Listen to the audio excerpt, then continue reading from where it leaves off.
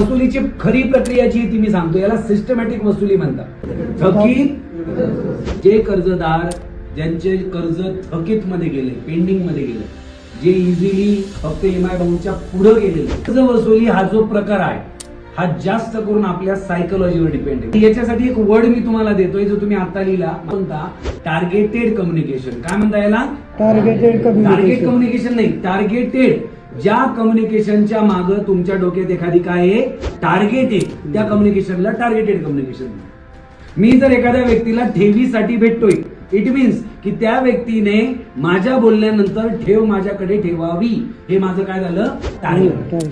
मी एखाद्या व्यक्तीकडे गेल्यानंतर जे वसुली माझं करणं माझा उद्देश आहे, जी थकीत रक्कम आहे ती मला द्यावी, हे माझं काय आहे, टार्गेट आहे. म्हणून याला म्हणतात टार्गेटेड कम्युनिकेशन. आता याचा रूल काय मी आधी बोललो, खरं लक्षात ठेवावं लागत नाही, जे लक्षात ठेवावं लागतं त्याला काय म्हणतात, खोटं म्हणतो. आणि बहुतेक ठिकाणी तुम्ही एखाद्याच्या घरी गेल्यानंतर दोन कॅटेगरी महत्वाचे, एक जो झोपलेला आहे तो, आणि दुसरं झोपेचं सोंग करणारा. So you must be able to identify, म्हणजेच तुम्हाला ओळखता आलं पाहिजे की ज्या व्यक्तीकडे मी चाललोय याच्या दोन प्रकारचे लोक आहे, एक ज्यांना पैशांचा प्रॉब्लेम आहे, आणि दुसरा जो पैशांच्या प्रॉब्लेमचं काय करतोय, सो करतोय, नाटक करतोय.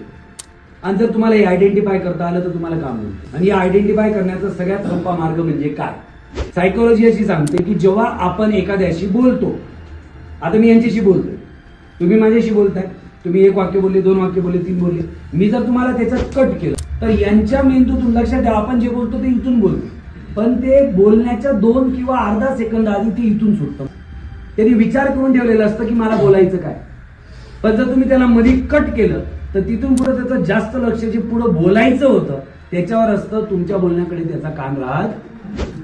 सो ऑलवेज रिमेंबर, जेव्हा बी कोणाशी कम्युनिकेशन करताय आणि त्याच्या मागे तुमचा जर काही उद्देश आहे तर बिलकुल बी त्याचं बोलणं कापायचं नाही.